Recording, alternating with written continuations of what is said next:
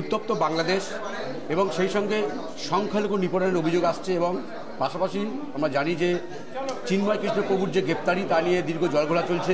তার জামিন নিয়ে বা তার আদালতের আইনি লড়াইয়ের সাহায্য করার জন্য রবীন্দ্র ঘোষ তিনি আইনজীবী, তিনি বারবার বাধাপ্রাপ্ত হয়েছেন। তারপরেও তিনি চাইছেন যে পরবর্তী যে শুনানি রয়েছে সেখানে তিনি কোনো ভয়ডর না করেন তিনি এই বিচার দিতে তিনি প্রস্তুত রয়েছেন। এই মুহূর্তে তিনি আমাদের সঙ্গে মুখোমুখি হয়েছেন, জানা যাক তিনি কী বলছেন। আশা করি, উই আর কনফিডেন্ট হবে, জামিন হবে। এখানে না হলে হাইকোর্টে, হাইকোর্টে না হলে সুপ্রিম কোর্টে হবে।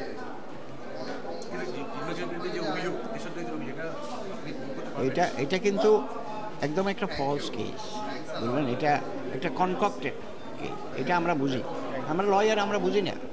আমি যে জজ সাহেবকে বলেছি এটা যে ফলস কেস, ওখানে প্রগতিশীল কিছু লোকও তো ওনার পক্ষে কথা বলছে, কিন্তু একটা শক্তি এত শক্তিশালী ওনারা কিন্তু ছাড়বে না। এই মানসিকতা, এগুলো আমরা কন্ডেম করি, একদম কন্ডেম করি।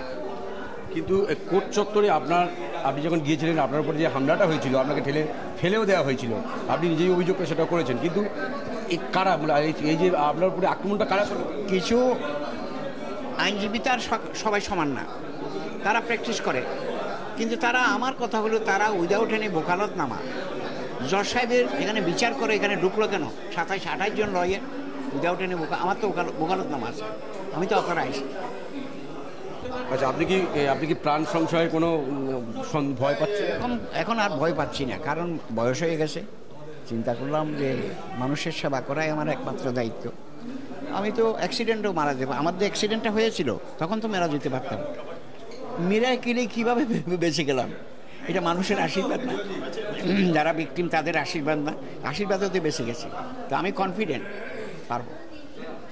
আজকের আপনি যে ফোরামে আজকে উপস্থিত হয়েছিলেন, ভারতের কয়েকজন ফোরাম আপনাদের বললেন যে আপনাকে মোরাল সাপোর্ট দেবেন, এই যে সাপোর্টটাকে আপনি কতটা ওনারা তো বলেছে, কতটুকু সাপোর্ট পাবো না পাবো ওনারা বলেছে। আমি আবার জয়দেবদাকে ধন্যবাদ দিচ্ছি এইটা অনুষ্ঠানটা করার জন্য। এটা কিন্তু একটা বিরাট কাজ, হ্যাঁ, উনি এটা নিয়েছেন, আগে কেউ করে নাই। চিন্ময় কৃষ্ণ বাবুকে তিনি বিচার দিয়েই তবে থামবেন। ক্যামেরায় রবি দত্তের সঙ্গে বিশ্বজিৎ হালদার, ওঙ্কার বাংলা।